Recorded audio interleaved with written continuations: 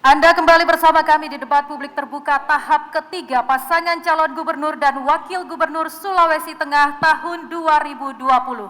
Kita masuk segmen 2. Di segmen ini, para pasangan calon akan menjawab pertanyaan dengan dua tema berbeda yang telah disusun oleh tim penyusun materi debat. Kemudian, jawaban pasangan calon akan ditanggapi pasangan calon lainnya. Saya langsung ambil amplop pertanyaan untuk tema pertama. Bisa disaksikan, amplopnya masih dalam kondisi disegel.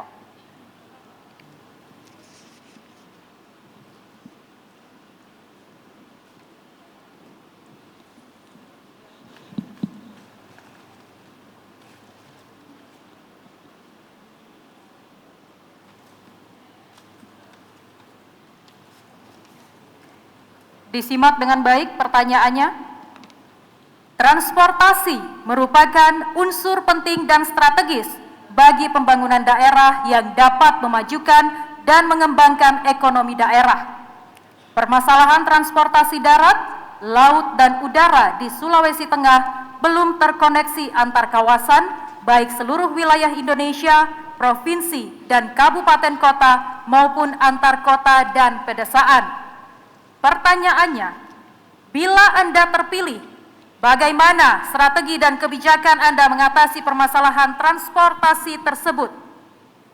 Kami berikan kesempatan kepada pasangan calon nomor urut 2 untuk menjawab. Anda punya 2 menit dimulai saat Anda berbicara. Terima kasih. Sulawesi Tengah ini untuk transport darat, panjang jalan negara 2.700. Itu pasti terbangun dengan baik. Tapi permasalahan di Sulawesi Tengah ini, jalan provinsi yang sangat memprihatinkan kita semua. Lihat saja jalan Palu Kulawi, lihat saja jalan Balantak Putar, lihat jalan semuanya orang bilang ronto ate kalau bahasa Kaili. Inilah yang harus kita benahi, karena mempercepat proses dari produsen ke konsumen, dari desa ke kota. Ini persoalannya. Kemudian untuk maritim, saya punya mimpi mewujudkan tol laut yang diharapkan oleh Jokowi itu. Saya akan bikin, karena kira-kira Kalimantan jadi ibu kota republik nanti, maka saya ingin ada kapal roro dari Ambon, ada kapal roro dari Gorontalo, ada kapal roro dari terus sampai di Kasimbar dia dengan bus itu dia berangkat lagi ke barat. Di barat kita bikin pelabuhan, Jokowi punya program, kemudian kita leasing kapal cepat roro, kita sampai di Kalimantan, sehingga petani, pedagang semua kita mampu memanfaatkan itu untuk menjual barangnya sampai di Kalimantan. Kemudian saya satu mimpi, saya akan bikin kapal dari Donggala Toli-Toli ke Tawau, karena saya tahu di Sabah kemarin waktu saya dengan Papa Liuju pergi ke Sabah, ada 800.000 orang Bugis yang hidup di Sabah, yang pulang balik itu kurang lebih 200 sampai 400.000. Jadi itu menguntungkan kita, sehingga Donggala, Toli-Toli akan hidup ke depan. Ini semuanya dalam rangka memuluskan transportasi antara kita. Saya akan bikin jalan dari Bangga ke Lalundu, dari Lalundu nanti kita bikin pelabuhan pakai program tol lautnya Jokowi, terus kita leasing kapal ke Cina, ya, kapal roro ke depan, sehingga bisa orang Sigi menjual barangnya di Kalimantan. Itu semua yang harus kita mimpikan ke depan, ya. Waktu Anda habis. Terima kasih. Pasangan calon nomor urut 1, silakan menanggapi. Anda punya 1 menit dimulai saat Anda berbicara. Kalau kita bicara tentang sistem transportasi, maka kita bicara tentang konektivitas dan aksesibilitas. Artinya bagaimana kemudian transportasi antar kabupaten di Provinsi Sulawesi Tengah ini bisa terhubung. Transportasi antar kabupaten, kemudian transportasi antar provinsi. Kenapa? Karena perbaikan alur transportasi itu sesungguhnya itu juga nanti akan membawa dampak secara ekonomi bagi masyarakat.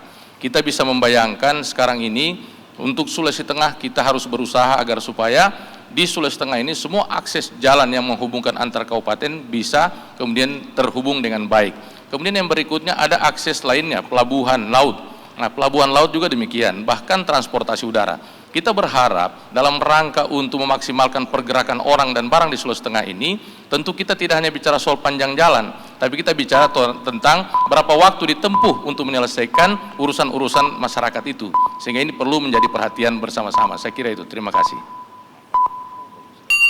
Waktu Anda habis. Selanjutnya paslon nomor urut 2 silakan menjawab tanggapan dari paslon nomor urut 1. Anda punya 1 menit dimulai saat Anda berbicara. Tidak, jadi kalau saya itu punya pikiran gagasan besar. Saya akan bikin yang seperti saya katakan tadi. Jadi Sulawesi Tengah ini menjadi sentral untuk hubungan dari timur ke barat. Menjadi sentral di mana kita dilalui oleh Gorontalo, dilalui oleh Ambon, dilalui oleh Ternate ke depan. Kalau dia mau ke Kalimantan, kita bikinlah seperti umpamanya saya bikin jalan Sirenja sampai di Bontang, dari Bangga, dari Palundu sampai di. Jadi kita punya bisa perdagangan antar pulau kita, sehingga hasil barang-barang kita, Kalimantan sangat potensi untuk pasar kita. Saya mempersiapkan juga untuk ibu kota ke depan. Ini yang harus ada gagasan besar. Saya harapkan dari adik-adik ini ada gagasan besar, gagasan besar bagaimana kita meningkatkan Sulawesi Tengah ini ke depan, sehingga itu yang kita wujudkan. Bukan kalau semua itu normatif yang bisa dikerjakan oleh siapapun. Saya mau gagasan besar. Cukup, waktu habis. Terima kasih paslon nomor urut 2. Baik, selanjutnya kami akan mengambil amplop dengan tema berikutnya. Temanya adalah pertanyaan pembangunan kewilayahan. Amplopnya masih tersegel, Bapak-bapak, saya buka.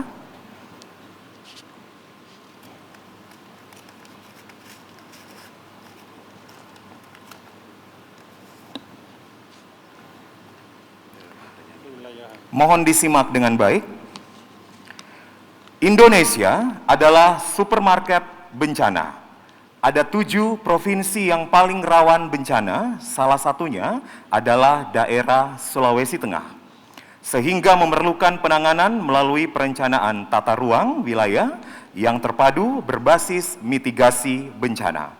Pertanyaan, jika Anda diberikan amanah menjadi gubernur dan wakil gubernur, bagaimana strategi Anda dalam menyerasikan perencanaan tata ruang wilayah di Sulawesi Tengah yang berbasis mitigasi bencana?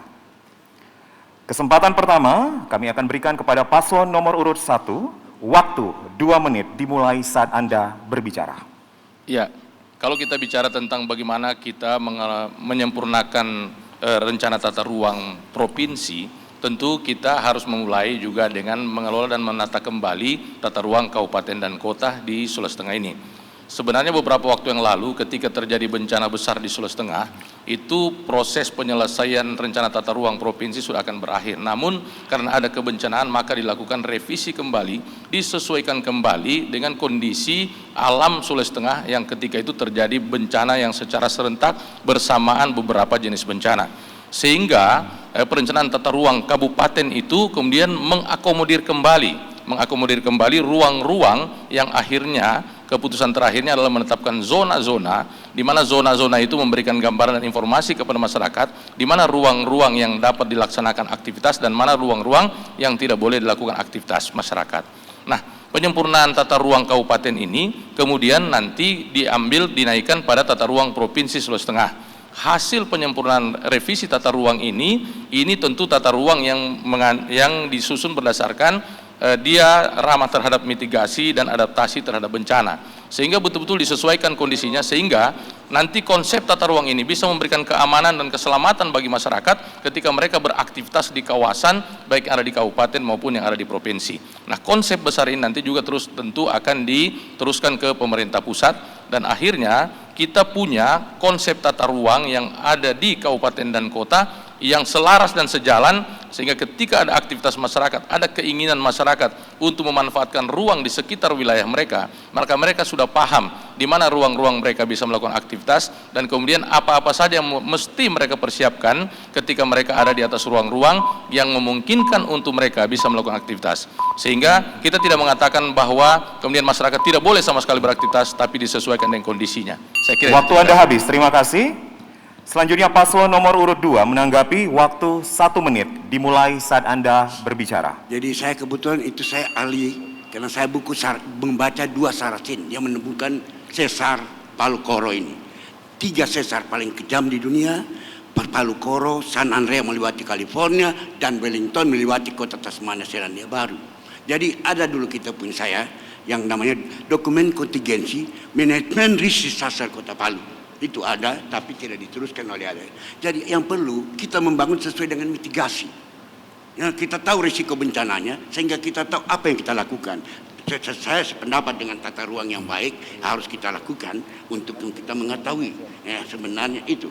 Waktu saya pulang dari Mumbai ikut seminar tentang manajemen disaster Kota Palu, sebenarnya disarankan ke saya untuk membentuk kota cadangan. Waktu itu ya, tapi kita tidak punya duit. Saya sampaikan pada pimpinan daerah waktu itu tidak, tapi akan datang. Yang penting kita harus melahirkan ahli-ahli di bidang geologi ke depan. Ke Universitas Tadulako harus melahirkan. Waktu Anda habis, terima kasih Bapak.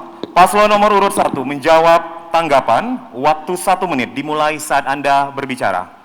Iya, kalau kita bicara tentang konsep baru tentang tata ruang provinsi maupun kabupaten kota, memang hari ini kita tidak bisa lagi terlepas dari tata ruang yang mengarah pada mitigasi dan adaptasi terhadap bencana. Artinya tidak kemudian ruang-ruang di Sulawesi Tengah ini, di Kota Palu, daerah-daerah memang rawan bencana dan beberapa daerah lainnya, itu kemudian masyarakat sama sekali tidak lagi bisa beraktivitas di atas kawasan itu. Tetapi kalaupun misalnya tetap ada aktivitas di atas kawasan yang masih memungkinkan untuk masyarakat boleh beraktivitas itu, maka aktivitas itu betul-betul disesuaikan dengan kondisi ruang yang ada pada saat itu. Sehingga nanti mereka tidak akan menjadi korban ketika misalnya ada bencana dan sebagainya. Mereka sudah tahu tingkat-tingkat resikonya, dan mereka juga punya pemahaman tentang bagaimana mendirikan bangunan yang di dalamnya itu nanti itu memiliki struktur yang sesuai dengan kondisi tata ruang wilayah di mana tempat mereka melaksanakan aktivitas itu. Saya kira ini yang menjadi penting ke depan, saya kira. Terima kasih. Waktu Anda habis, terima kasih. Baik, kita berikan tepuk tangan untuk para pasangan calon. Hadirin dan pemirsa, debat publik terbuka tahap ketiga masih akan kembali usai jeda. Tetaplah bersama kami.